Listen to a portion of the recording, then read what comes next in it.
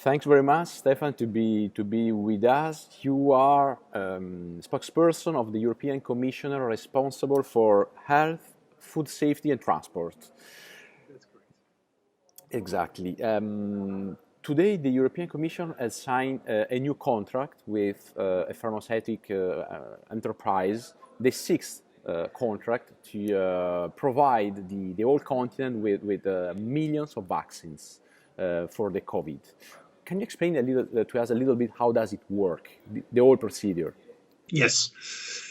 Listen, one of the first things that we have to do if we want to get out of the pandemic is to develop a vaccine. It's very important. And so in June already, the Commission decided, together with the member states, that a common approach is the best way to do this. The idea is that Commission and several member states negotiate on behalf of the other member states contracts with big vaccine developers or with vaccine developers in general.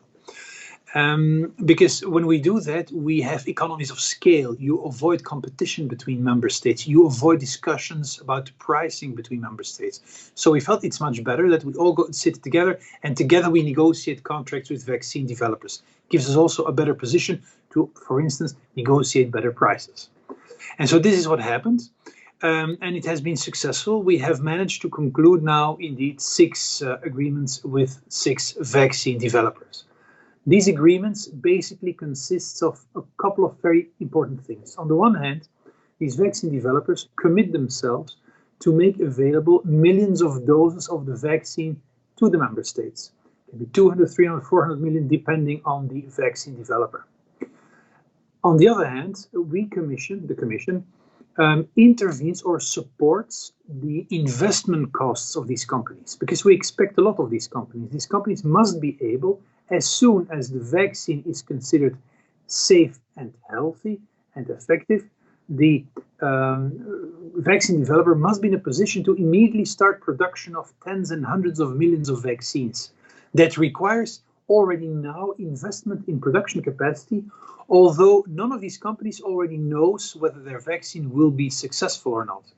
In order to help them taking this risk, because it's a risk for these companies, the Commission invests in part of these investment costs. So this is what the agreement establishes. Once a vaccine is indeed developed and it has the green light of the European Medicines Agency, it starts the production and then the member states can place their orders and purchase the vaccines. That's in a few words how it works. So that it won't be the European Commission to buy the vaccines, but the member states? That is correct. The Commission signs an agreement with the developers on the basis of which these companies commit to make number of doses available. But the actual purchase of these vaccines is done by the member states, not by the Commission. I mean, how many millions of vaccines can every member state buy? Is decided by the European Commission or by whom?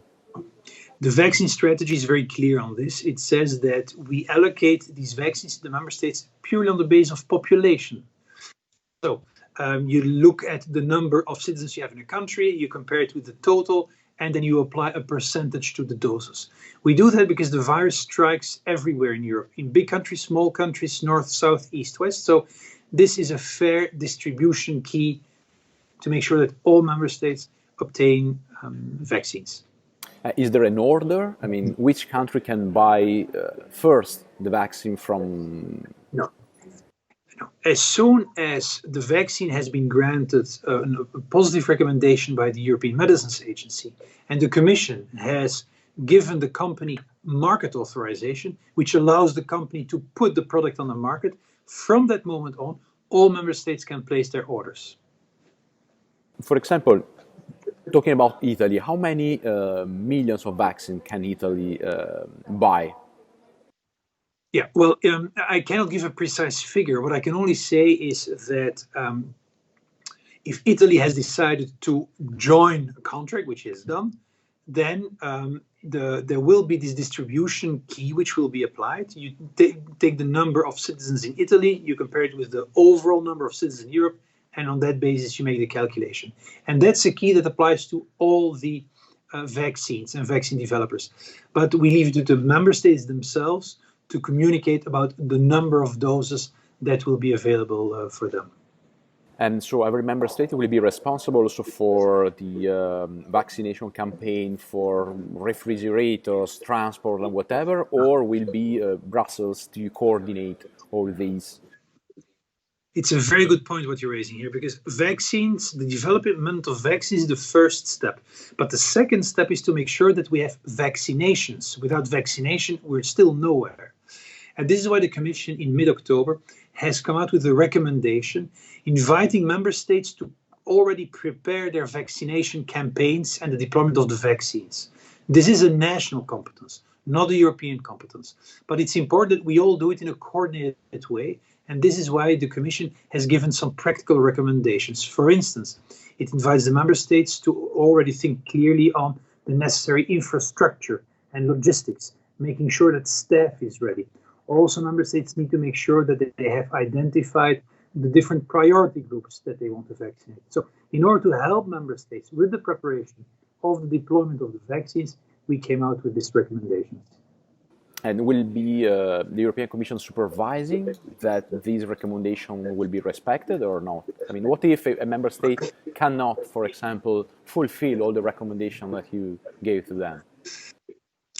Listen, vaccination is a national competence. The European Union has no competence in developing or establishing vaccination strategies. So it's up to the member states to do this.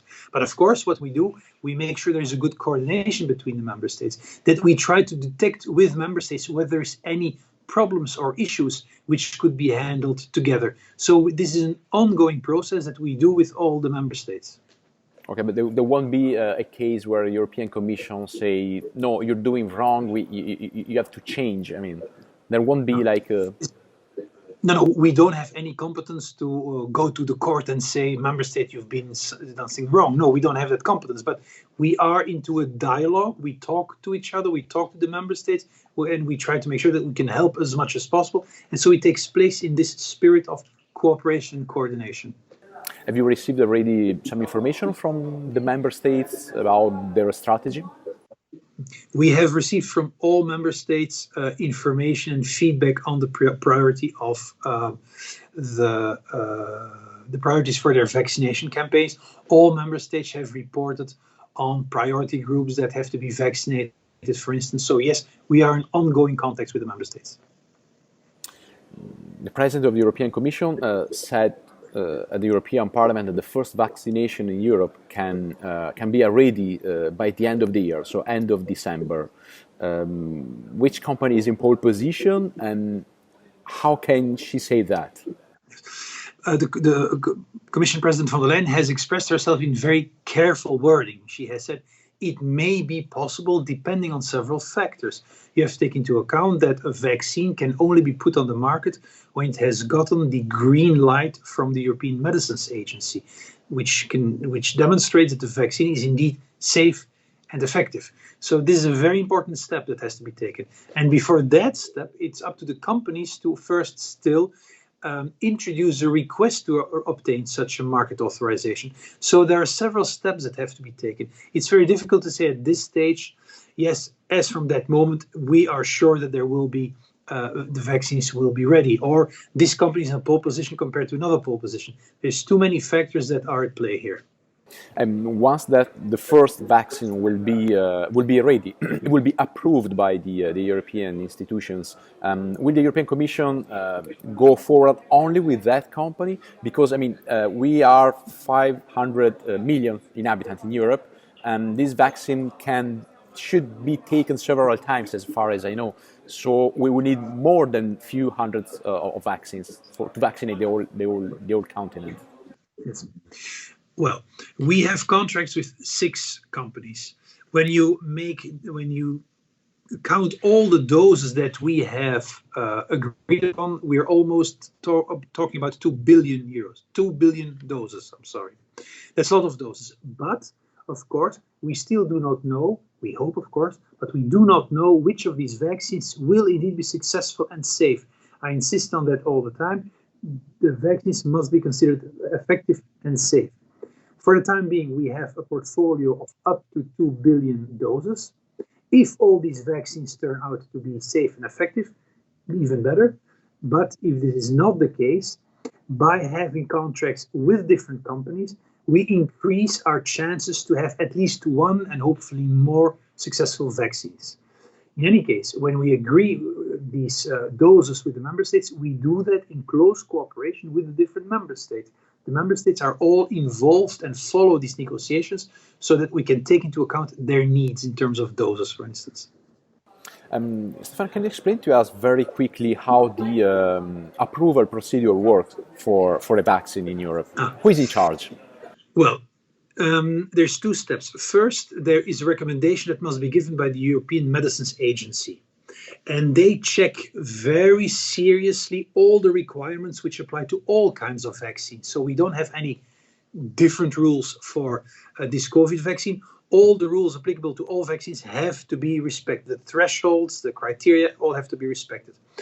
On how this is exactly done by the agency, I would suggest you also talk to the agency. But that's the very first, I would say, important step of the agency. When they give the green light, then it's up to the Commission to actually authorize the vaccine so that it can be put on the market after a consultation with the member state. So there is two steps that are taken here. Okay, so thanks very much. I think we have enough information. You're more than welcome.